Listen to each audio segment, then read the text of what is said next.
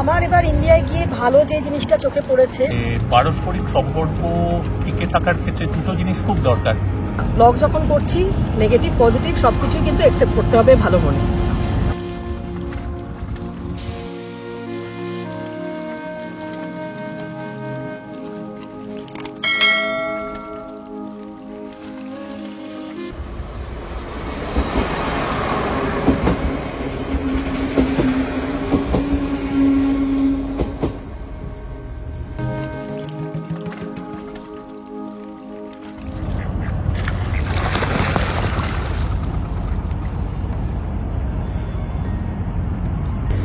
Good morning friends. Good morning. আজকে আমরা নদীর পাড়ে এসে বসেছি। দেখো, একদম নদীর পাড়ে।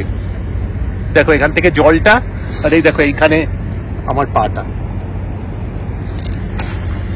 আজকে তোমাদের সাথে একটু কথা বলবো বলে আমরা নদীর পাড়ে এলাম। নদীর পাড়ে আমরা অবশ্য খুব ফ্রিকোয়েন্টলি আসি। এখানে হাঁটার একটা দারুণ রাস্তা আছে, যেখানে গাড়ি চলে না, শুধু সাইকেল চলে আর হাঁটার জন্য।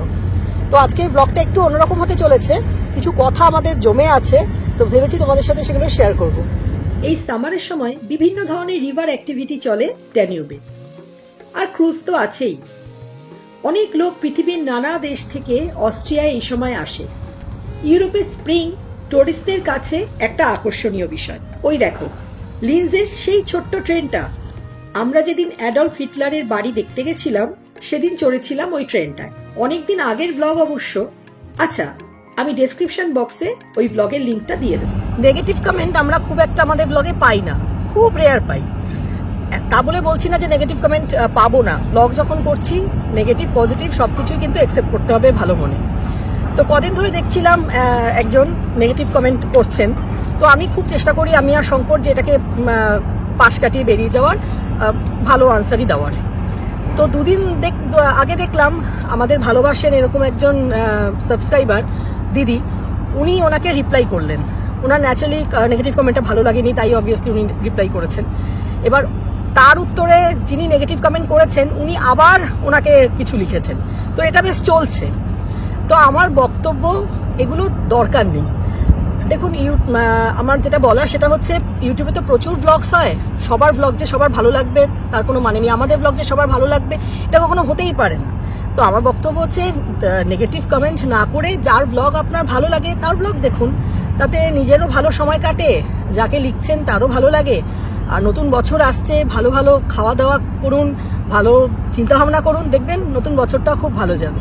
নেগেটিভ কমেন্টটা করতে গিয়ে আপনারও তো সময় নষ্ট হচ্ছে, তাই না?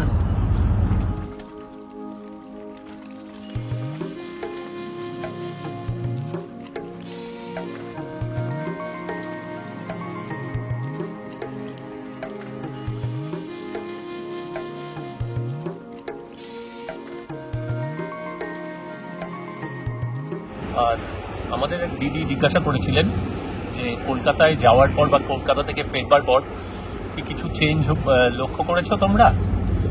ইন্ডিয়া যাওয়ার আমাদের 99% স্মৃতি খুব ভালো, খুব ভালো। খুব অল্প স্মৃতি ইন্ডিয়া যাওয়ার হয়তো আমাদের ততটা ভালো নয়। যেমন একটা জিনিস আমরা বিশ্বাস করি যে পারস্পরিক সম্পর্ক টিকে থাকার ক্ষেত্রে দুটো জিনিস খুব দরকার। একটা হচ্ছে রেসপেক্ট, আরেকটা হচ্ছে কমফর্ট দেওয়া। আমি আরেকজনকে কতটা কমফর্ট দিতে পারছি বা কতটা রেসপেক্ট দিতে পারছি, এই দুটোর উপর সম্পূর্ণ ডিপেন্ড করে একটা সম্পর্ক টিকবে কি টিকবে না। তো আমরা যেমন আমরা খুব পেশেন্ট, মানে আমরা খুব ধৈর্যশীল লোক বলতে যা বোঝায় সেটাই। তো আমরা চেষ্টা করি একটা সম্পর্কের ক্ষেত্রে ভীষণভাবে এটাকে রেসপেক্ট করতে, আদর করতে, যত্ন করতে, এবং অনেক দিন ওয়েট করি যদি সম্পর্ক টিকে যায়। কিন্তু এরপরেও কখনো কখনো দেখেছি যে উল্টো দিক থেকে সেই রেসপেক্টটা বা সেই কমফর্টটা দেওয়ার কোনো প্রচেষ্টাই থাকে না অন্যদিকে। তো সেই জন্য কিছুটা আমরা হার্ট হয়েছি কিছু ক্ষেত্রে, কিন্তু বাকি সব স্মৃতি ভালো। যেমন এখানে ইন্ডিয়ার সব স্মৃতি আমাদের ভালো, ইভেন ফিরে আসার পরও সব স্মৃতি ভালো। তোমরা আমাদের ব্লগগুলো থেকেই দেখতে পাচ্ছ, লিনসেই আমাদের একটা ছোট্ট ফ্যামিলির মতো হয়ে গেছে। অনেকগুলো বাঙালি পরিবারের সঙ্গে আমাদের খুব ভালো সম্পর্ক হয়ে গেছে। তো মিলিয়ে মিশিয়ে সব কিছু, তো এটাই চেঞ্জ। আমার এবার ইন্ডিয়ায় গিয়ে ভালো যে জিনিসটা চোখে পড়েছে সেটা হচ্ছে, ছোট থেকে ছোট দোকান ইভেন পুরীর বিচে ঝালমুড়ি যিনি বিক্রি করছিলেন বা চা কফি যিনি বিক্রি করছিলেন সেখানে পর্যন্ত লেখা রয়েছে পেটিএম, ক্যাশ ক্যারি না করলেও চলবে। আমার দারুণ লেগেছে এই ব্যাপারটা। কয়েক বছর আগে পর্যন্ত কিন্তু এটা ভাবাও যেত না যে ওনারা এইভাবে এতটা এগিয়ে গেছেন।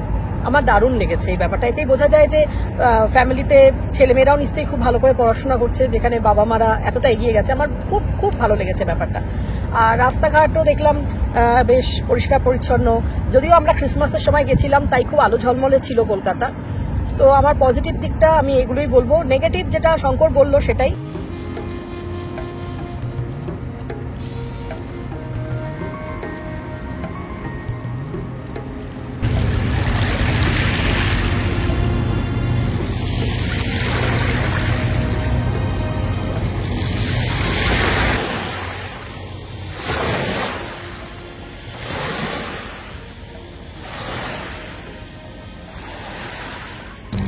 কি করছো তুমি? আমি একটা ব্যাংবাজি করব। ইস, এসো।